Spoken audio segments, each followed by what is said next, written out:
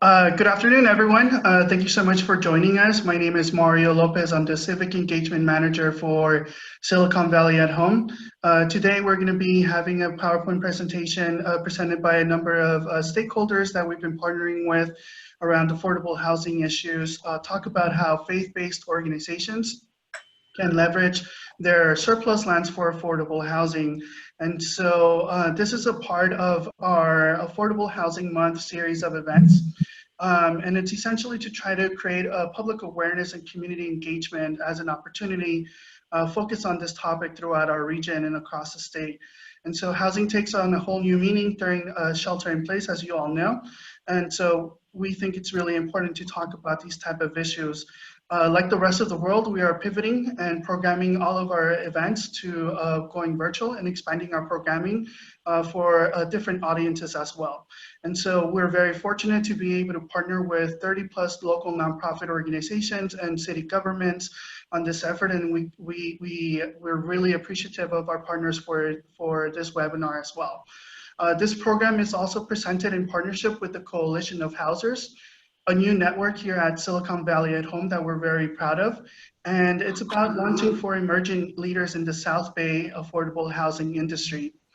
As the need for affordable housing grows, so does the need for supporting the leadership and professional development of a diverse community of housing advocates. And COHO members will have the opportunity to connect and collaborate with peers and experts, build skills and knowledge through workshops and trainings, deepen civic engagement, and lead projects and programs. And so we'll go ahead and share additional information towards the end of the program about how you can go ahead and get engaged with COHO or help us promote it as well. But for right now, we're going to go ahead and hand it over to Supervisor Dave Cortese from the Santa Clara County Board of Supervisors, as well as Reverend Ray Montgomery from PACT SJ Executive Director. Supervisor? Well, thank you very much, Mario. And it's great to see such a distinguished set of panelists here, Reverend Ray Montgomery, David Bowers, and Cheryl O'Connor from HomeAid. And I've had the opportunity to both witness and work with Cheryl and HomeAid on a number of public-private partnerships and privately funded partnerships. So thank you for all that all of you do. This is a great topic. It's a great topic for now, and it's going to be a great topic for a long time to come. I was approached not so long ago, but well before the pandemic, by multiple, separately, but by multiple faith-based organizations that have land that you might call surplus. Surplus is really oftentimes a government term that really is a term of art. It has to do with property that's been voted upon to be set aside for non-agency use or to be put on the market. But you know, we have essentially faith-based organizations that, for one way or the other, have found themselves with underutilized land and much need and much consistency and alignment with their mission. And I won't get into specifics of who called and which organizations those were, which faith-based institutions, but right here in Santa Clara County, of course, inquiring as to whether or not the 2016 Measure A fund, which so many of you on this call are to be congratulated for getting that passed. That was a huge coalition, including CBOs and faith-based leaders and so forth, to get Measure A, the county Measure A, over the finish line in 2016. Yes, that money can be used as match money or leveraged money to put permanent supportive housing on faith-based land, and that we're open for business in that regard. And typically the land contribution would be leveraged against municipal funds, the county Measure A funds, in addition to nonprofit housing funds. That's a typical kind of an arrangement. You can see how quickly you can get to, you know, a 3-to-1 kind of a leverage instead of the county out there just trying to use Measure A to build 50 units. We might have 50 units that are for the homeless as part of a multi-tiered project that has several levels or degrees of affordability. So this is exciting stuff. And the other point I want to make has to do with the pandemic. We need to keep working on this stuff, this exciting stuff, even during the pandemic. 4 weeks ago, the Lieutenant Governor contacted me along with representatives of the building industry statewide and asked me to help to try to open up residential construction during the pandemic. You may recall it was essentially shut down in the Bay Area, along with commercial construction and development and just about everything except public works. And sure, there was an allowance that affordable might go forward, but it was creating a great deal of confusion. But the premise, and we did succeed at that. And a couple of weeks ago, construction was opened up and we've made it through the incubation period, which is great because we now know that that's been done responsibly. People are not getting sick or worse, that the industry has taken great responsibility to make sure they're following the protocols. And it's really, I think, set a template for how you go about opening up businesses and hopefully churches and houses of worship, faith-based organizations in the near future. You know, we've got a little bit of a roadmap now as to what works. But the main point I wanted to make about all that is the argument that I made for opening up construction along with a cohort of county supervisors throughout the region that joined me in an ad hoc committee to bring some influence, if you will, on the public health officials. You know, what we said and what I said was the pandemic is serious, the death is tragic, the infections and the contagion is out of control without a vaccine. But before we had the pandemic, we had a declared housing and homelessness crisis, and we can't look the other way completely and forget about the fact that we just simply can't afford as a community to come out of COVID, to recover from COVID, only to find that we have dramatically exacerbated our housing problem. So that's my pitch. I plan to stick to it. I believe in it passionately. And again, all the more reason I'm really happy to see Silicon Valley at Home and Mario and all of you convening in this way and keeping the attention where it needs to be kept in addition to recovering from the pandemic. Thank you. Great. Thank you so much, Supervisor. Really appreciate you taking the time to join us this morning.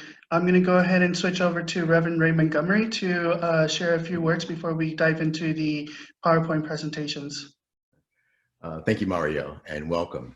Right off the gate, Mario, I'm going to have to create some tension because do you see how handsome Supervisor Cortese is looking? And then you look at the monster picture of myself? That is just not fair. But we're grateful to be here. Supervisor Cortese, I want to thank you for your superior leadership along with your counterparts out of the County Office of Supervisors and how you're leading and directing us during this COVID crisis for our county. So thank you very much for your service, for your historical service, but thank you all the more for your current and present leadership that you bring to us this day. Mario, we began this discussion prior to COVID-19, before the novel coronavirus, relational to Measure E that was passed in San Jose that brings in a significant amount of money for housing and housing for the homeless. As we all know, COVID-19 has exacerbated or pulled back the covers all the way to our toes and exposed all the more the disparities that exist within housing. But as Supervisor Cortese has mentioned, what we can take out of this tragic situation is the collaboration, the co-conspiring of civic and agencies, partnering with private entities and partnering with faith-based organizations that have surplus land that can actually be developed. This is a conversation that I've been having nationwide with organizers in Houston, all the way to Baltimore and Washington, D.C. As we know, those are very expensive areas, and they are all looking for ways to serve the underserved, to provide affordable housing for those that are in need. The idea of developing surplus faith land or developing in communities where faith-based organizations have surplus land is ideal. So the discussion about how do we make it equitable? How do we create sustainability? We all know the benefit of having faith-based organizations within our community.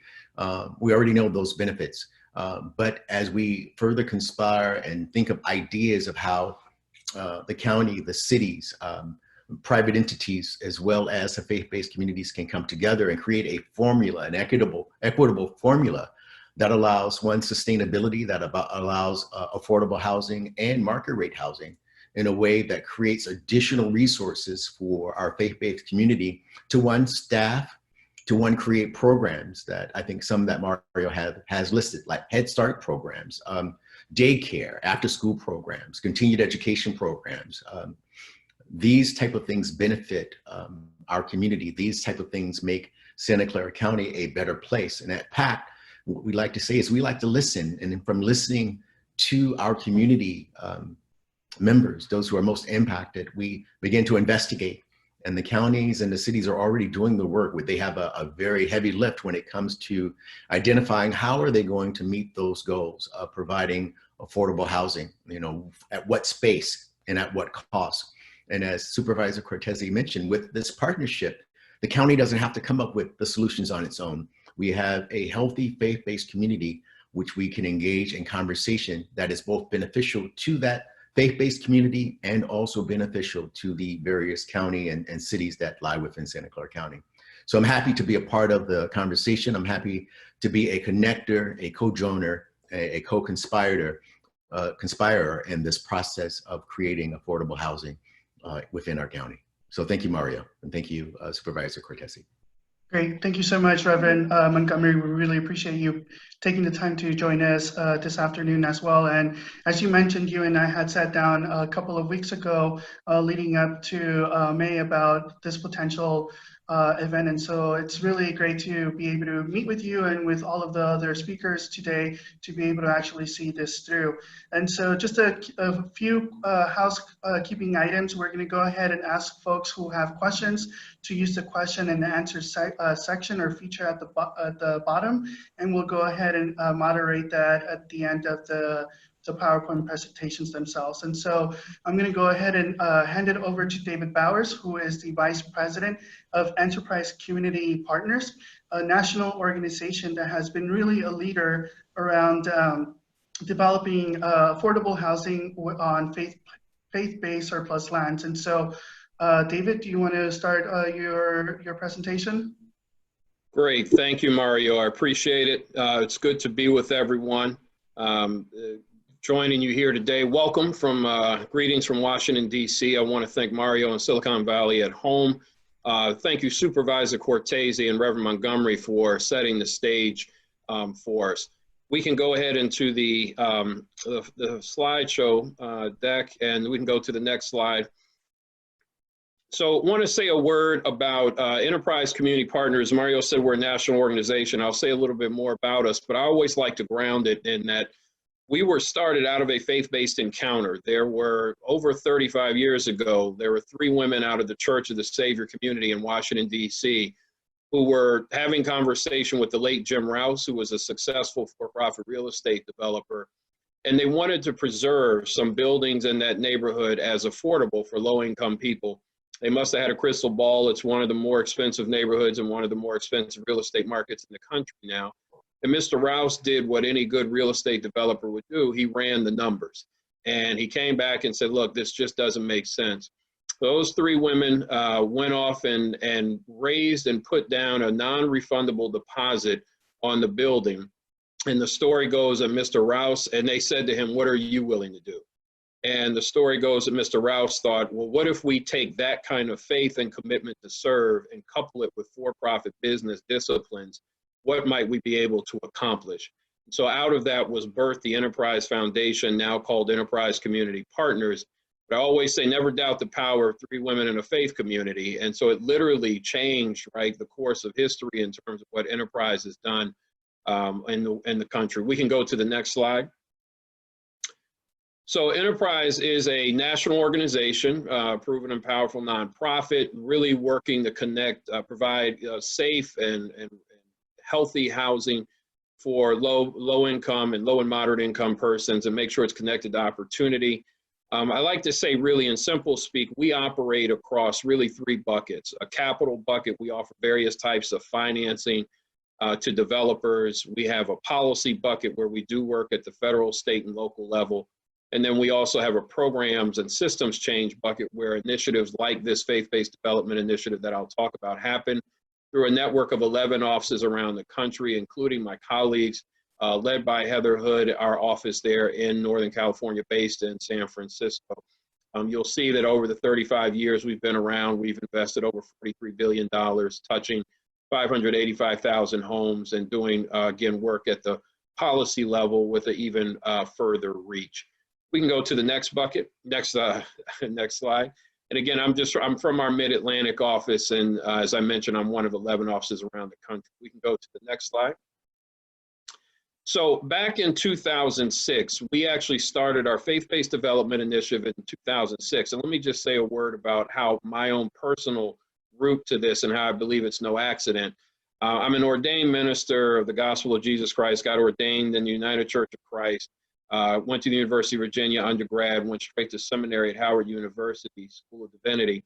The minister who raised me in ministry, Reverend Dr. Joaquin Willis, who I met when I was 7 years old, was the founding pastor, vice president of the Collective Banking Group of Prince George's County, now called the Collective Empowerment Group. Joaquin had a vision around two key things. One, leadership. And then when he started a church when I was 18 years old, he had a focus on trying to do development beyond the walls, affordable housing and community development.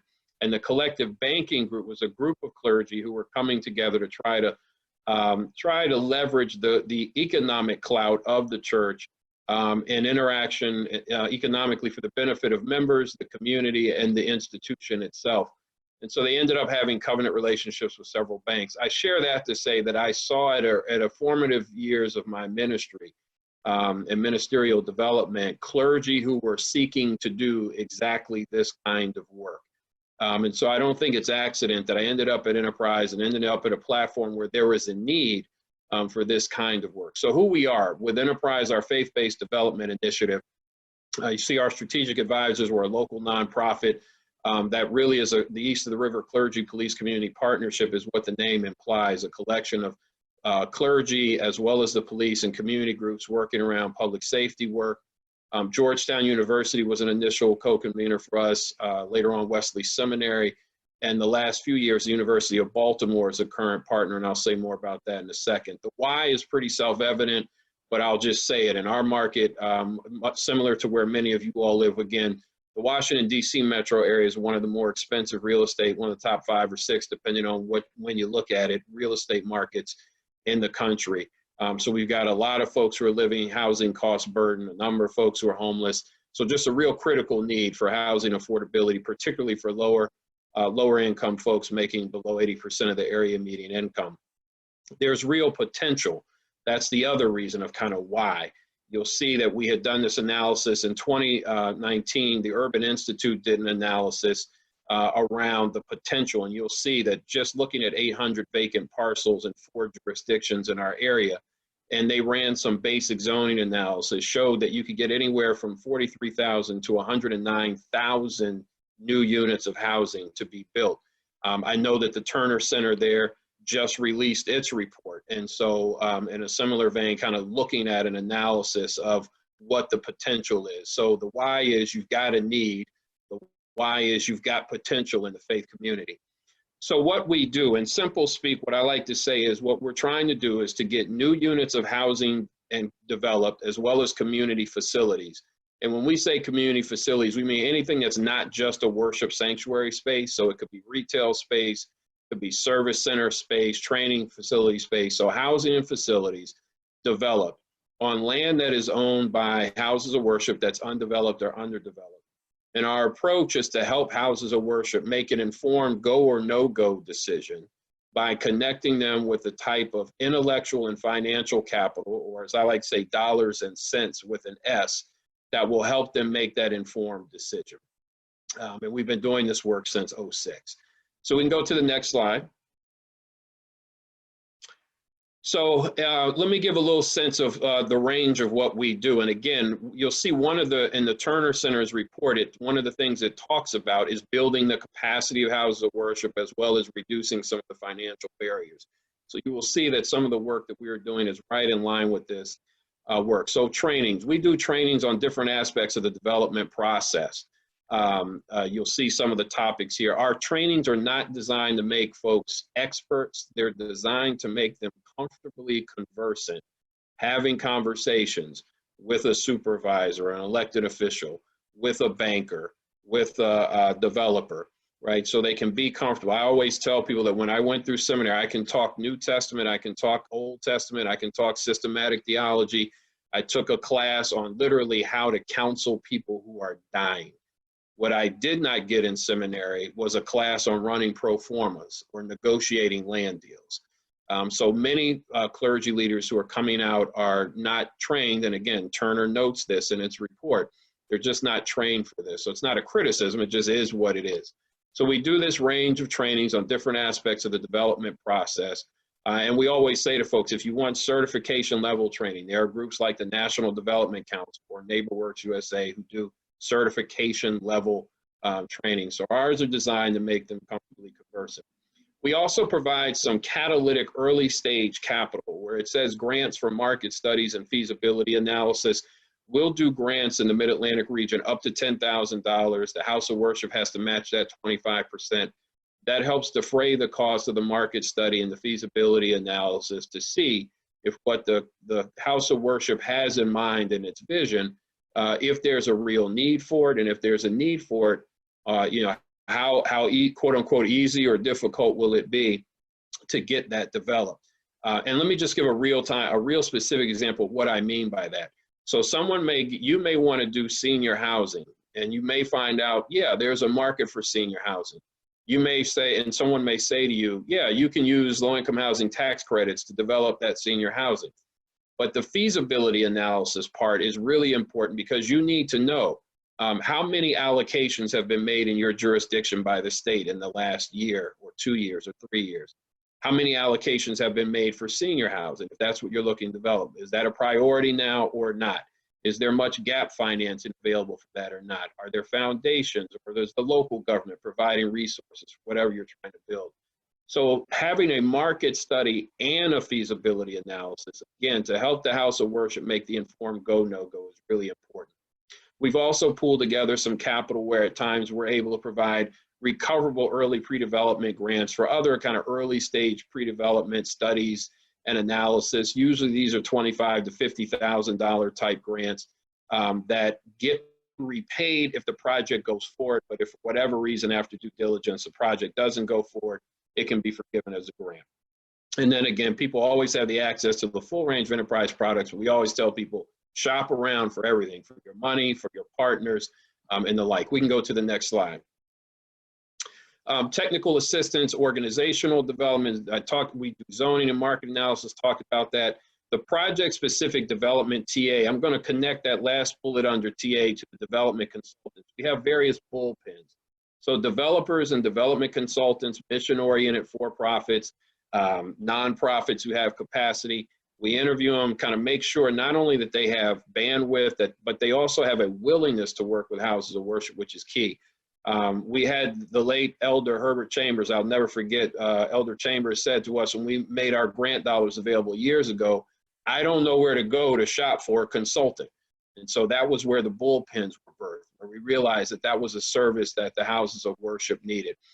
So we have folks there, and when we refer, we don't refer to just one. We'll give them the House of Worship names of several consultants out of the bullpen, and they can interview them and make a choice if that makes sense, that fits for them. So we teach the process and give people referrals to various so they can choose what works for them. The legal services, we always emphasize, if you're going to do a real estate development deal, have a real estate lawyer. And whether they work for you pro bono, low bono, or full bono, and we've had some clergy say, I want to pay full freight. So I know that when I call, they'll answer me as quick as anyone else. And we've had others who, when we sell them, they can get pro bono, they say, thank you, God.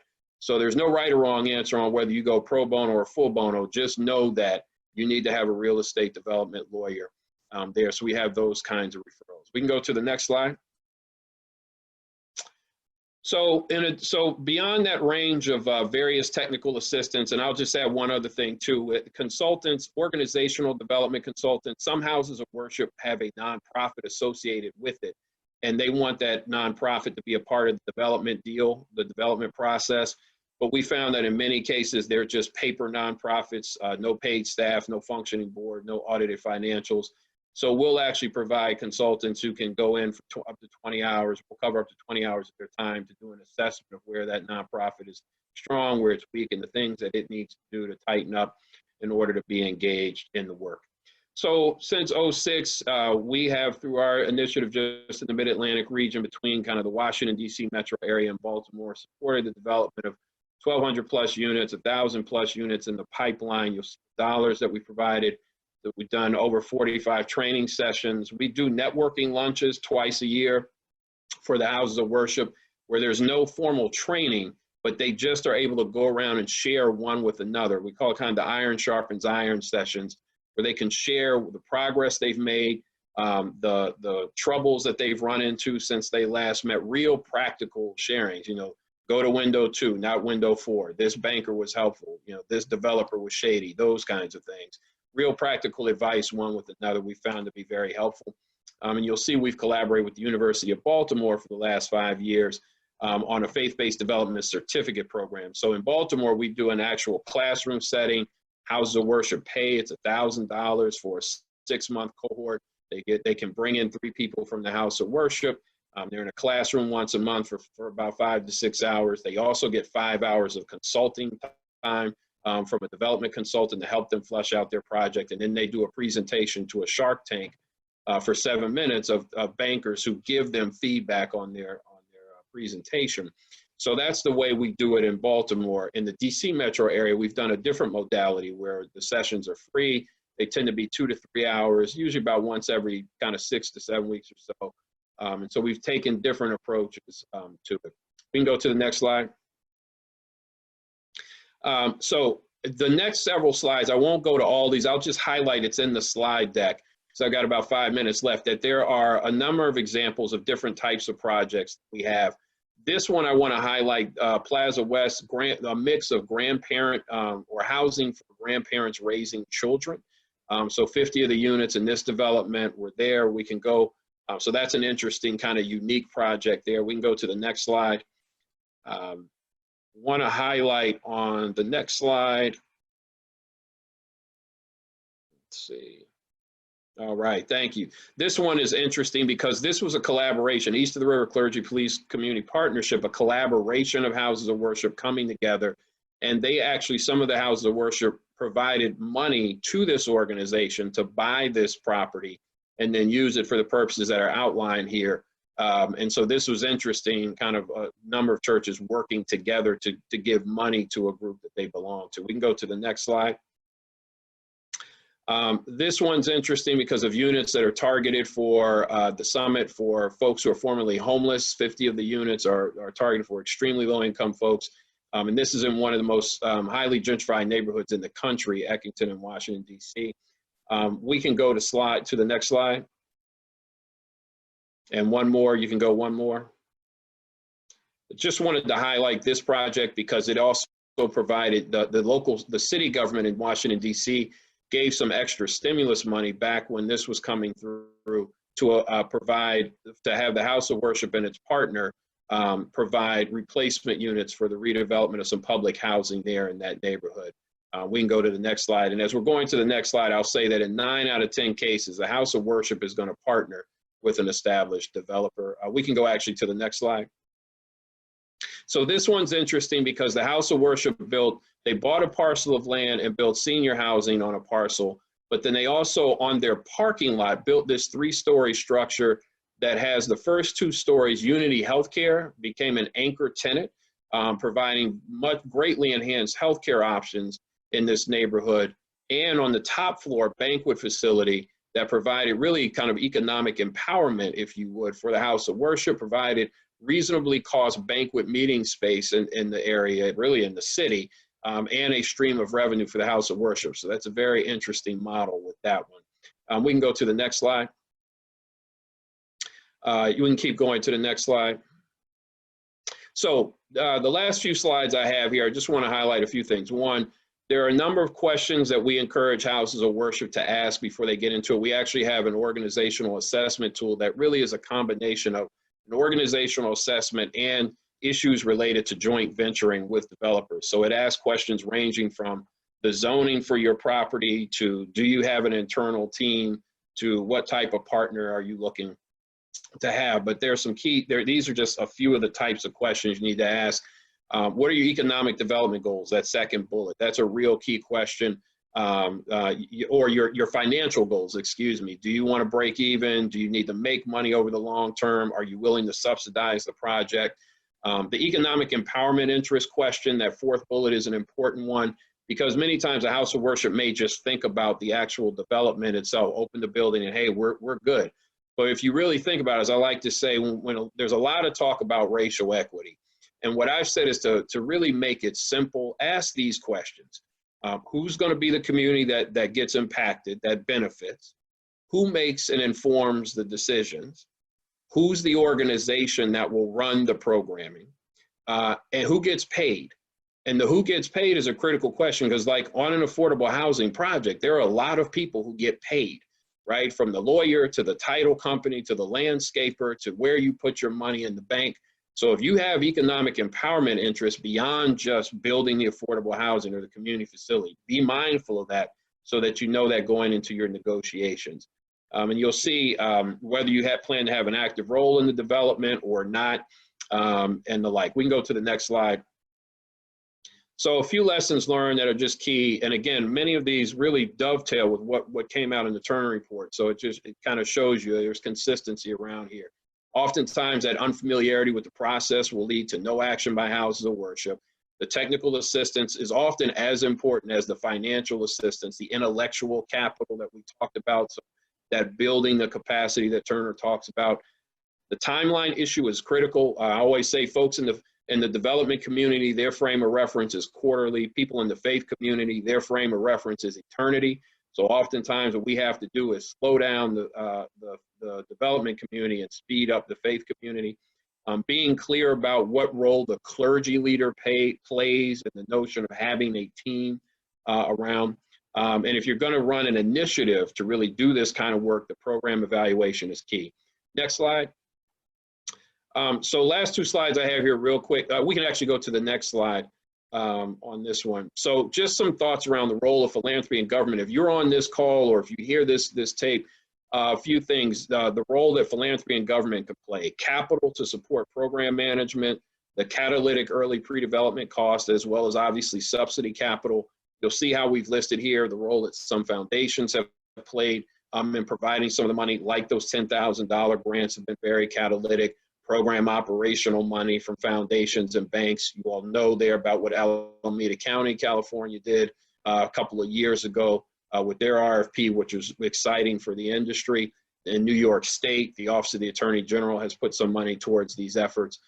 So there are various ways that foundations and governments can think about putting dollars in different buckets that can really help if you really want to get a critical movement going. Next slide. We're going national, and so this conversation today is an exciting part of that. I mentioned we've got emerging efforts in some of our offices around the country. My colleagues, as I mentioned there in the Northern California area with Heather and Pat Bergan and Ann Griffith, I'm really excited about this conversation as we are looking at enterprise and how do we support this work nationally. You've seen about how governments are getting involved.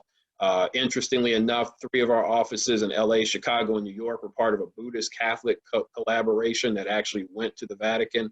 And you'll see there's a link to a paper here that can provide you some advice on thinking about how do you leverage the property owned by faith-based organizations. And then the last slide I think we go to is next. And this is just for those in the faith community. I won't preach to preachers, and I know my time is up, but I'll just say there's a slide here that provides a guide for those who may be looking for a biblical roadmap for some grounding around doing development, for those who may say, why is the church, why is the synagogue, why is the mosque doing development, affordable housing or community facilities development? There's some scriptures there that can help you ground your conversation. as you go forward. So with that, I will turn it over to Cheryl O'Connor, who is the Executive Director of HomeAid of Northern California. And I thank you all for your time, and I look forward to the Q&A at the end of our session. Cheryl, I'll turn it over to you.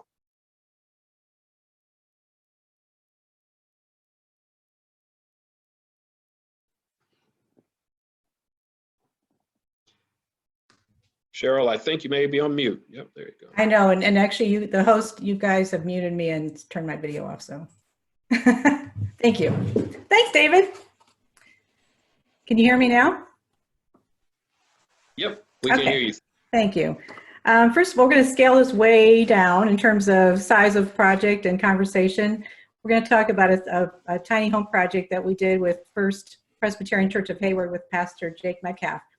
But first of all, I want to say thanks, a shout out to David Cortese, to Supervisor Cortese for I want to thank him for his support for all of the work we've done in the South Bay. HomeAid is basically the charitable arm of the home building industry.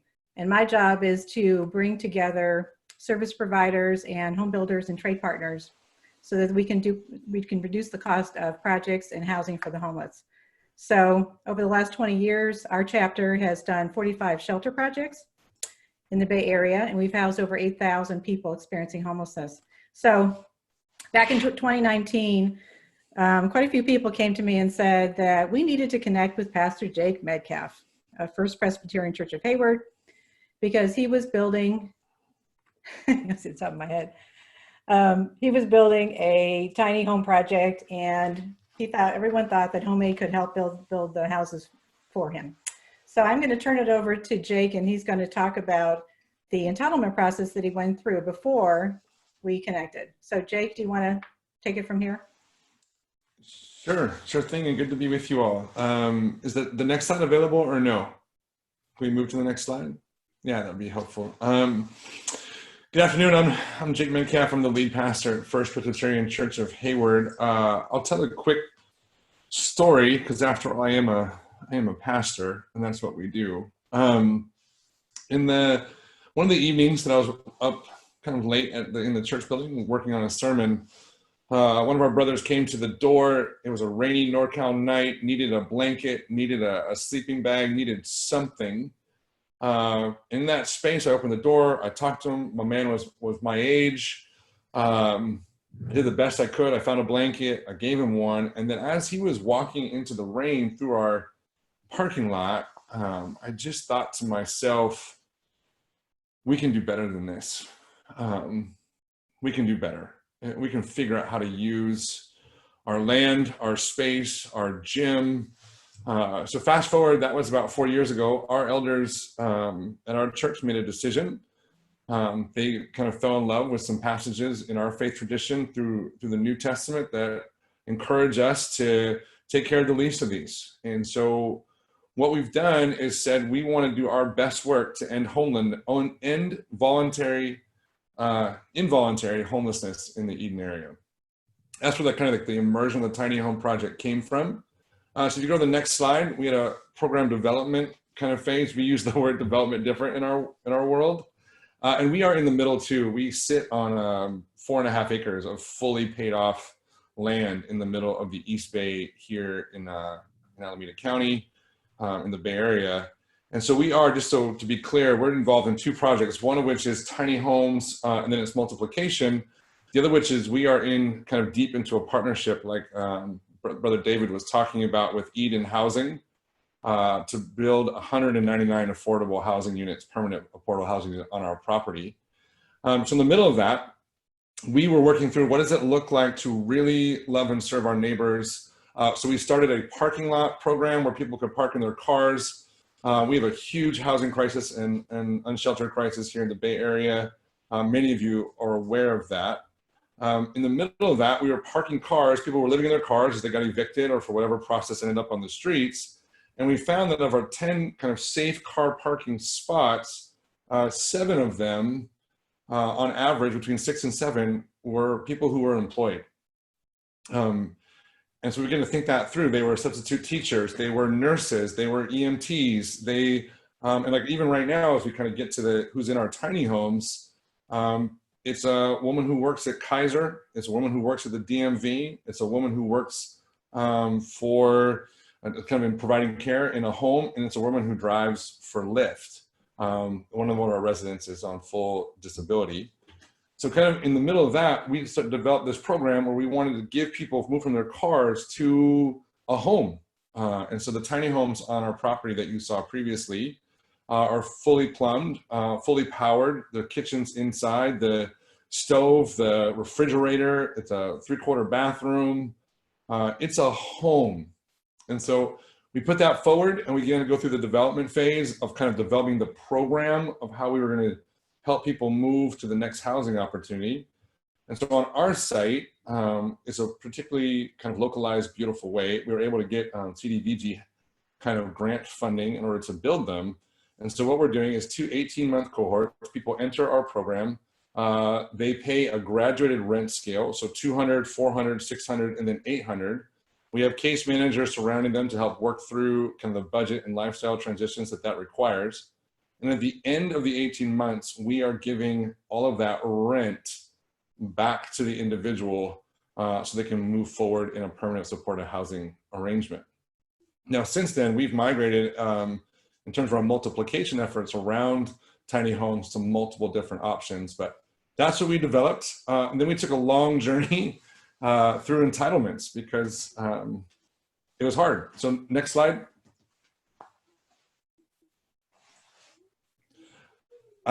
We ended up having to navigate, and so now in Alameda County, to make a long story short, the Board of Supervisors had to adopt a whole new set of ordinances that would allow for tiny home dwellings. We had to get a general plan amendment, and that was a long process. We had to get a zoning change. We go to the Board of Zoning Adjustments as well. And so in my world, this took a long time. I think in development world, like Cheryl's been educating me, it was lightning fast. That whole process took us about 1.5 years to kind of get all the way through. But now we have it. So we have it in Alameda County, the ability to put these tiny homes, which to talk about the difference, like we are doing both and we believe in both, but there's also a reality that our kind of permanent affordable housing development with Eden Housing is really potentially 4 years away before we put a shovel in the ground just due to the length of process. Or what we found with tiny homes, especially as it relates to faith-based land, is that the process can be much quicker. And for churches and faith families like ours that say, look, we want to do something right now. There's lots of open parking lot space. There's lots of open space where you could do a village of 4, a village of 6, a village of 10. And once you get through entitlements, the process that kind of Cheryl will go over from building to residents being in them was roughly 2 months. So if you can get through entitlements, you're 2 months to putting residents. And so for municipalities and governments who can kind of clear some of those entitlements in a quicker way, especially here in the Bay, the tiny home on land option becomes really accessible, as well as the reality that for faith families, like they might not want to tie up their land. They might not want to sell their land. They might not want to create a ground lease for 99 years. You can create very short, 5-year, 10-year, maybe 15 if you want to extend it, leases, because the tiny homes, they're not permanent structures. They're semi-permanent in the kind of the coding. They're permanent, but all the tiny homes you see on our property can be forklifted onto a flatbed trailer and removed in less than a day. So we got all the way through that process, and then we entered, next slide, the building phase. And this is where Cheryl really came in. We had this kind of now feels absurd plan that we were going to volunteer build these with 6 different churches kind of leading it. And then really Cheryl stepped in a miraculous way, and Homemade stepped in to finish this project. So Cheryl, go ahead. Thanks, Jake. So typically when a service provider comes to us and asks us to help with a project, a builder, I try and get a builder captain. So this time Jake came to our board meeting in August of 2019, and he asked for support from our home builders. And immediately we had 6 home builders step up to say they wanted to build these 6 tiny homes. Then Pastor Jake says, oh, and guess what? We need to build them by the end of the year. And the home builders are going, how can we possibly do that? But they did it. So the thing was that we built them off-site because then that made them prefabricated. It was a pop-up factory the homes were built at Crosswinds Church in Livermore. And we had the 6 builders basically all sharing like a production line of different trades came in and did the different aspects of different parts of the houses. And I know there's a question on the Q&A about what were the costs. So for home builders, typically costs are less anyway because it didn't trigger prevailing wage or any of those kinds of things. These were about $45,000 retail cost and each just for the houses. And in the end, the home builders and the trade partners donated 100% of the cost of the houses. So it was Branna and Pulte and Brookfield and Excel Construction and Richmond American and William Lyon Homes. So they all donated in 6 weeks 100% of the cost of the homes. Next slide. So this was fun to watch. So like Jake was saying, building them off-site, you have to also take into consideration you're going to be moving them. So a lot of lessons we learned along the way. Now we're probably changed some of those methods, but basically the homes can be moved. And so they were forklifted up and then they were moved from Livermore over to Hayward and put onto permanent, well, semi-permanent, I guess, foundations at First Presbyterian Church. So, the big benefit of building them on this pop-up factory, like I mentioned, was, we could use plans approved by the Housing and Community Development Department as opposed to getting plans approved through each jurisdiction. And so that was saved a ton of time. So all of the inspections are done just like a prefabricated house would be. And then, and so that saved a ton of time, saved a ton of cost. So we have a video later. We'll show you how the whole move and everything was pretty cool to watch. So next slide. So here you see them being lifted and moved on to the foundations at First Presbyterian Church of Hayward. And we had Biggie Crane actually, who also donated 100% of the cost of doing that. And that was an ordeal because they had to put each one on a separate truck and do it during a certain time of day. But anyway, it worked out really, really well. And next slide. So here's the inside. So basically the homes are 156 square feet, totally furnished. And they are an independent living, just like any other single family home. You've got a bathroom, you've got a kitchen, and obviously this one has a bunk bed. And so a family can live in this very comfortably. 156 square feet, it feels like 300. No, but it's really, really efficient. And it's almost like, it's like an RV in a way because all of the elements are smaller than you would in a single family home. But it's a great use of products. You're not, using a lot of materials to build these tiny homes, and they function perfectly. And you can see all of the features that are inside of them. Everything's included. Next slide. And Jake, you want to talk about the people because that's the most important part.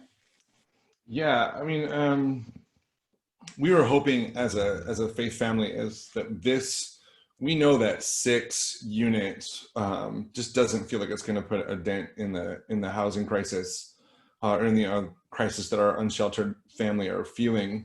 But we really were hoping that this would be a tip of the spear to really create a process, kind of be potentially first over the wall in creating more faith families being able to do this work. And so this part for me, I mean, this was a really just kind of tear-filled day with watching folks move in. The woman about to cut the ribbon there, that's Betty, and her daughter Jojo is next to her. Betty and Jojo were previously living in their Jeep. And Jojo, just a few weeks from now, from this kind of moment, had a birthday.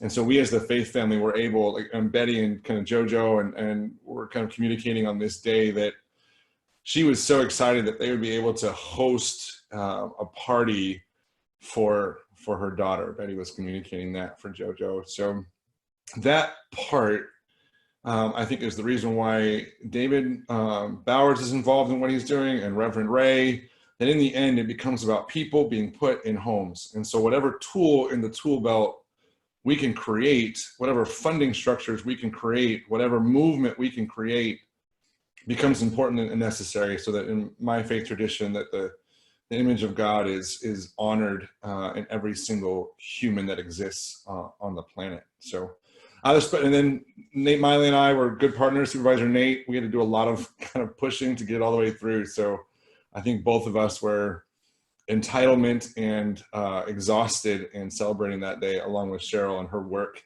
to get units built in 2 months. So it was a special day. Next slide. And do we have, this is a kind of a video of that opening that gives you just a touch of the people, the woman there in the scarf. On this, we're gonna do the construction video as well. Great, let's do that.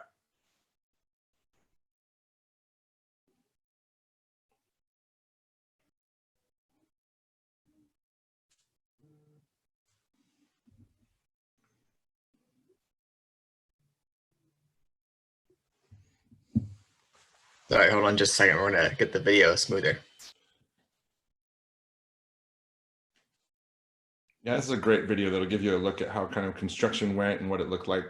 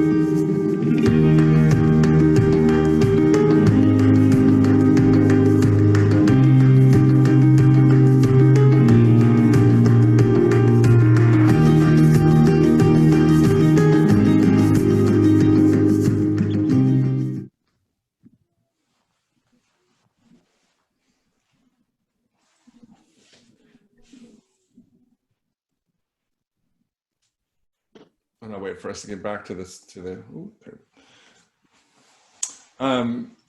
That's a picture of a residence there. I think the last piece that's important before we kind of move to Q&A and some questions that really has become important to Cheryl and I is that we realized, especially on this grand opening day, how important and valuable this work was.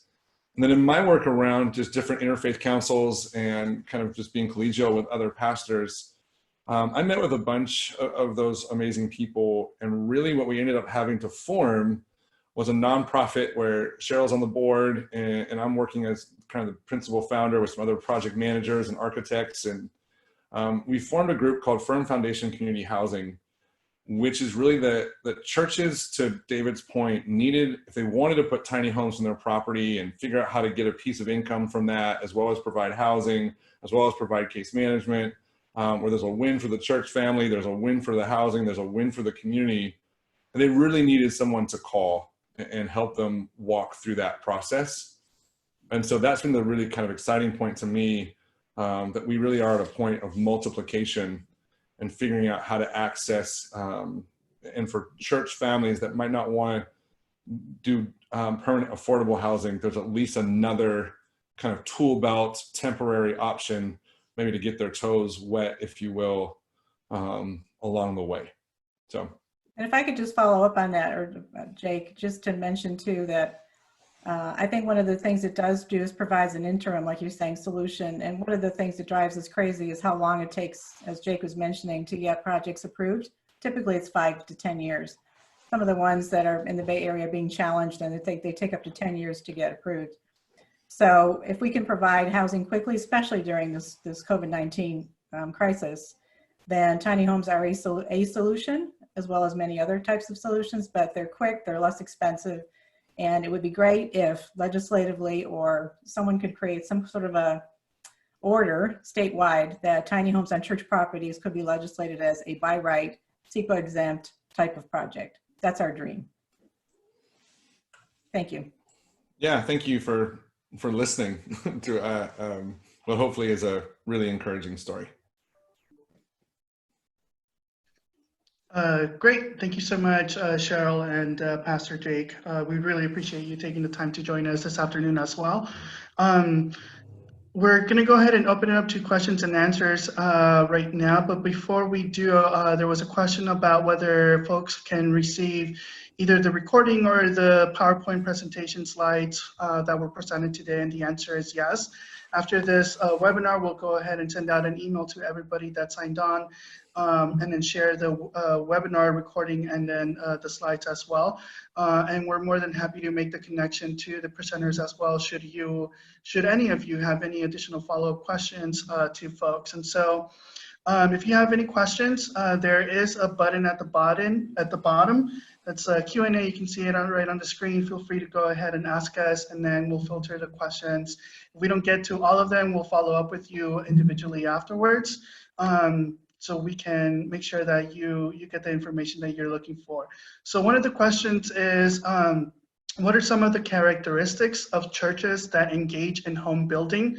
For example, certain size of congregation, the type of neighborhood it is located in, the clergy leadership educational level. Who wants to be able to answer that? So this is David. I'll give from our perspective what two things I would say. One, we have seen the majority of the houses of worship that we have engaged that are doing this kind of work have tended to be in the African American community, though not exclusively. But it seems to be disproportionately there. So there's that. The other thing that I would say is that whether they're kind of white, black, blue, or green, it really has varied. We've had houses of worship that have, 50 members. We've had houses of worship that have a couple of thousand members. Many of the houses of worship are land rich and cash poor. Not all of them, but we found that to be a general characteristic in this, which doesn't keep them from being able to partner with someone and move forward, understanding the value that they have. The other thing that I would say is that the issues around lack of understanding of the development process, needing to engage with community to get community buy-in as well as buy-in from the house of worship tends to transcend. I've chuckled with folks and said, doesn't matter whether you're white or black, blue or green, big or small, connectional church or congregational polity. Some of the issues are just the same and cut across. There are unique issues depending on the demographics and the polity, but a lot of the issues around needing buy-in and the good and the bad kind of transcend. And I think add to that we're currently, as Firm Foundation, engaging in 5 projects with faith communities, and it is absolutely varied to David's point, of different sizes and different, to use white, black, blue, or green. You mean like it's across the board? Great, thank you. The next question that we have is it possible for the faith community to have preferences for who lives in the units they develop, similar to how school districts can house teachers if they develop affordable housing on their land? Mm-hmm. I think typically, because you would want to check the fair housing laws, I wouldn't say a flat yes or no. Generally speaking, no, because of fair housing laws. But again, it would be good to check with kind of lawyers and the folks that you're working with, your development partner and your lawyers, just to make sure. But as a general rule of thumb, you're not going to be able to limit it. There may be ways to create some preferences or incentives, like you said, for teacher housing, and if some of your members happen to be teachers, for example, there may be kind of angles there, but to kind of say members of this house of worship are the folks who will get in is probably not going to be in the realm. Great, thank you. We have another question. What is the potential in the South Bay regarding land owned by houses of worship that is underdeveloped or underutilized? One thing I would say if folks, as I was reading through the Turner report, it seemed like they had some breakdown by county and jurisdictions in terms of land from San Diego all the way up to the Bay Area, that they had done some analysis of number of parcels, land, the amount of land, the number of parcels, the average parcel size. So there may be some of that information that folks are looking for if they dig into that policy brief that was just released. Yeah, and what I can go ahead and do is when we send out a post follow-up email to the registrants, we'll include a link to the Turner Center report that was actually released yesterday. And we were trying to see if we can have someone from the department to be part of this presentation, but it was just a bit of a short turnaround. And so we'll go ahead and forward that along as well. And if I could just, and Mario, if I could just mention too, when I talked to David Garcia, who did that report, or when I talked to him early on, he mentioned that there were 5,000 acres of potential church faith-based properties in the Bay Area. I know in his report he references 1,000 acres in just in Alameda County. So I'm assuming there's at least about 1,000 or 2,000 acres in the South Bay potential. Great. Thank you. So this question is around, can a church profit from an affordable housing project without hindering its nonprofit tax-free status? So I'll take an initial stab at that. I don't know if Jake or Cheryl want to chime in, but I would say that the short answer is there can be revenue that would come to a house of worship or its affiliated entities in a development process. That's the short answer. The longer answer is to make sure to understand what your economic goals are. That's one piece of it. The second thing is to make sure that your lawyer and the lawyer who just represents the house of worship, if that is a desire and a goal of the house of worship, that your lawyer that's representing the house of worship knows that and is taking that into the negotiating room with whoever your development partner will be. So I don't think that folks shouldn't necessarily go in thinking, oh, this is gonna be a big money maker for us, though it can be. Generally it's not, but it can be. But the short answer is yes, there are ways to negotiate residual, part of the cash flow over time or upfront payments, looking at things like ground leases or air rights negotiated. Also, again, thinking, if people think creatively, one of the houses of worship that we work with in Washington, D.C. that was in the slide deck, they partnered with a national nonprofit, but then they created their own property management company and said to them, listen, we want you to train our people so that over time they will learn the property management business, so that over time, one, it gives them some jobs now, but over time they could then take that on there at that own property and then potentially at other properties. So that's a money generator that benefits members of the house of worship in a kind of creative way. So folks should think creative and get your lawyer involved. Great, thank you. I think it's all, my experience says yes, but I'm going to echo always check with two people. One is if you have legal counsel, check with legal counsel, but also check with the assessor's office. They've got a lot of information, and at least in Alameda County, the assessor is super accessible and has been walking with us through this whole project. But my experience and my answer is yes. Thank you, Pastor Jake. So I think we kind of touched upon this a little bit already, but I know it's a lot of information to digest in a short period of time. And so if someone can speak to the unique benefits or advantages to faith-based development compared to other types of development in terms of like cutting red tape, leveraging volunteers, and types of financing available.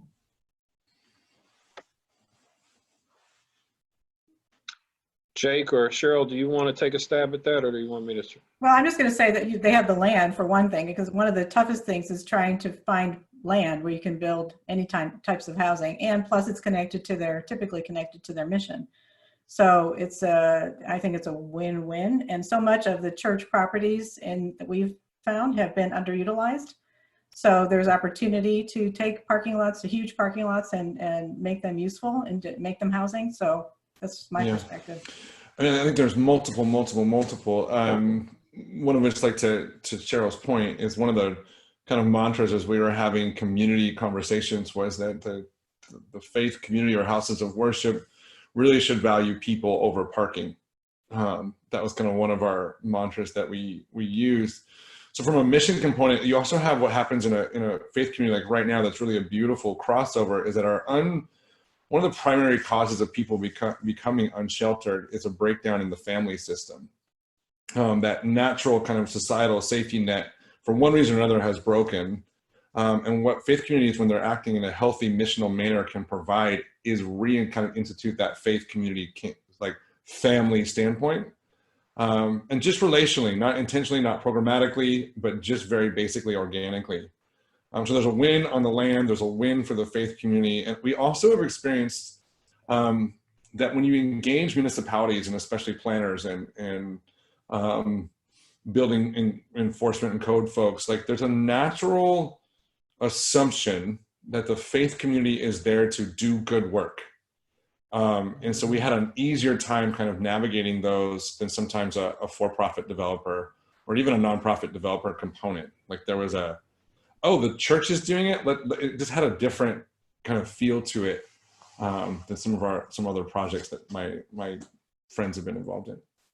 And Jake, let me chime in relationship to dealing with stakeholders and electives. Absolutely.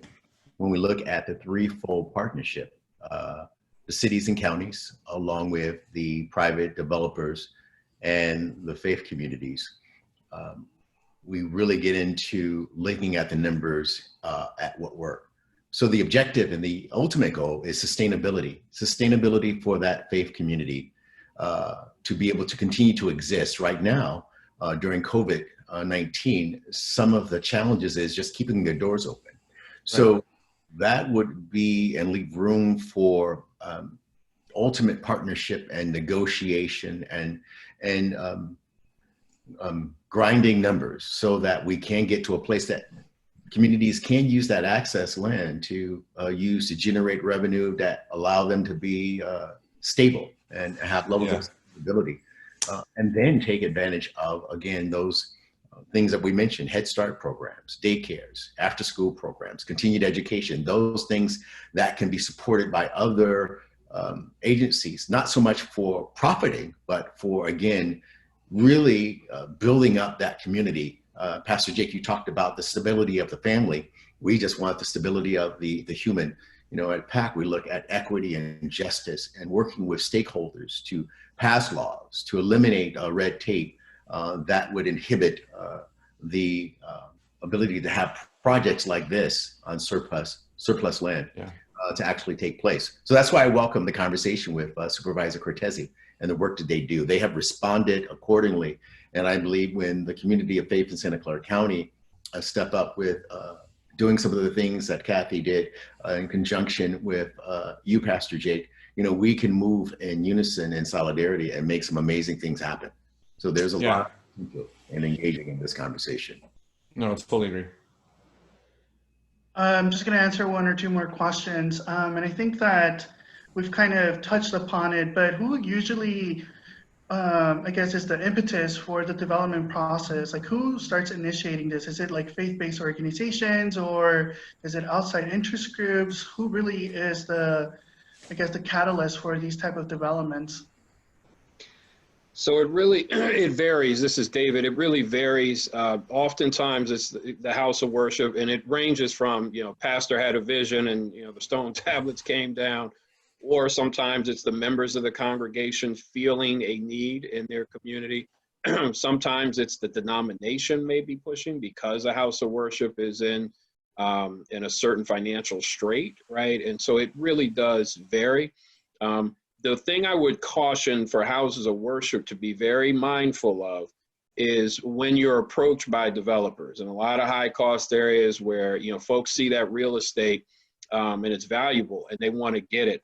And so there are times for sure where developers will approach a house of worship, start talking fast and, you know, offering money and sounds good, but to really be prayerful about whether or not, you know, that I would say be careful with anyone, but particularly when you're approached by a developer saying, hey, I got a deal, you know, I'll offer you some money. Many houses of worship want to maintain ownership or control the land over the long term. And so that if you know that going in, then you use that as a negotiating point. But it can come from anywhere. But the key, I think, is making sure the house of worship connects itself with the proper sort of team, internal and external, to, again, help it make sure that its prayerful interests are being first and foremost considered, negotiated, protected as it engages with developers, banks, and others who will have their own interest of putting the mask on themselves first. And the last thing I'll just say on this is, because this is personal, like it just really burns me up. There are people who will see clergy leaders as easy marks and people of faith as easy marks, right? And they will take advantage. They'll take advantage of you just as soon as they'll take advantage of anybody else on the street.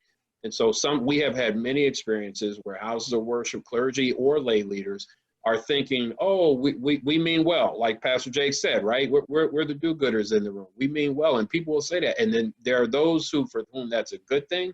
There are others for whom they'll take advantage of that. So we have to be wise as a serpent and innocent as a dove, as the scripture says, to make sure we don't get taken advantage of and are good and faithful stewards of the land that's been entrusted to us. In the end, I totally agree with all the above, but in the end, I think at least my hope is, and what I've seen so far when it really works well, is that there might be a moment like this where someone's attending this webinar and then kind of like the inspirational, like the world opens up and they didn't know that all these things were possible. But then it does come from within the congregation itself. You're like at some point, leadership, whatever that looks like in whatever house of worship, and the congregation has to really kind of come around and own, we want to do this, not just for the money. I really hesitate around those pieces, but for the missionality, right? Like if there's, the ultimate bingo is to monetize the mission. You mean like, if we want to build housing because we feel like we're supposed to do that in our bones, that's the right place to kind of engage from. So in the end, if that impetus isn't there, if that fire isn't there, I think my personal desire would be to walk away from that project. It's just not going to end well. Great. Okay, great. Thank you so much, both of you. We're going to go ahead and pause with the questions at this moment. We'll go ahead and follow up with some of those that we weren't able to get to right now and send it out to the group. But I just want to be grateful or express my gratitude again to Supervisor Dave Cortese for opening up this webinar with us, along with Reverend Ray Montgomery, who him and I had this initial conversation about what does it look like to be able to get congregations to open up their I guess their lands for assisting those that are really in need within our community, particularly here in the South Bay, under the climate that we are in as well. That's only going to exacerbate the problem that we currently have about homelessness. And so David Bowers, Cheryl O'Connor, and Pastor Jake Metcalf, thank you so much for joining us. We really appreciate it. Mitch, if you can go through the other slides so that we can just close up and wrap up, that would be great. We're just going to do a quick shameless plug for 2 additional events that we're going to be having as part of Affordable Housing Month. One of them is actually happening tomorrow, and we're very thrilled to have the partnership of the director of the California Complete Count, which is essentially the statewide office for census here in California, talk about the importance of the census and how census-derived data assists with allocating federal funding for affordable housing and homeless prevention programs. And that's going to be tomorrow at the same time from 1 to 2:30, and we can send out that additional information as well. There's a number of other events later this week as well, and we can plug those in. And then at the end of the month in May 29th, we'll close up with our California legislative update on affordable housing bills, one of which is Senate Bill 899 by Senator Scott Wiener around both healthcare hospitals and churches and being able to use their properties for affordable housing as well, which we at SB at Home have supported already. And we can also share that information with you should you be interested in learning more about what's going on at the statewide level to allow faith-based entities to be able to build affordable housing in a much easier way. And so we really want to thank everyone for participating in today's webinar. We hope it was informational and beneficial to you all in your line of work or otherwise in the community. And once again, we'll go ahead and share the webinar recording along with the PowerPoint presentation slides to everybody as well. With that being said, there's nothing else that the folks want to say or anything? Other than that, we're good to go. Great. Thank you for the opportunity. Thank you. All right.